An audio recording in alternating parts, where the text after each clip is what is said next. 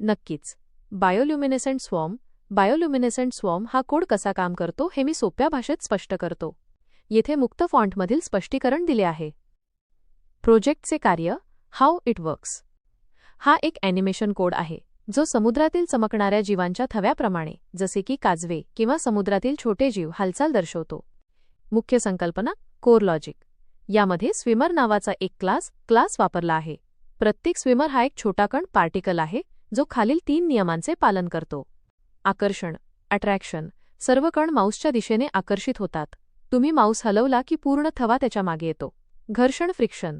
कण हवेत किंवा पाण्यात तरंगत असल्याचा भास व्हावा यासाठी त्यांना थोडा वेग मंदावणारा फ्रिक्शन दिला आहे. विखुरणे, स्कॅटरिंग. जेव्हा तुम्ही माऊसने क्लिक करता तेव्हा सर्व कण विरुद्ध दिशेला वेगाने विखुरले जातात. तांत्रिक भाग, टेक्निकल कंपोनेंट्स. घटक. कार्य, कॅनव्हस/स्क्रीन. ही एक काळी पार्श्वभूमी बॅकग्राऊंड आहे जिथे ॲनिमेशन घडते. ट्रेल्स, शेपटी. कणांच्या मागे एक चमकणारी रेघ दिसते. यासाठी मागील काही स्थानांची कोऑर्डिनेट्स यादी हिस्ट्रीमध्ये साठवली जाते. HSLA colours. कणांचा रंग सतत बदलण्यासाठी ह्यू रंगचक्र वापरले आहे, ज्यामुळे ते रंगीबेरंगी दिसतात. Physics loop. पायथनमध्ये व्हाईल रनिंग लूप आणि जावास्क्रिप्टमध्ये रिक्वेस्ट ॲनिमेशन फ्रेमचा वापर करून हे ॲनिमेशन सतत चालू ठेवले जाते. नंदुरबारच्या शिक्षकांसाठी टीप.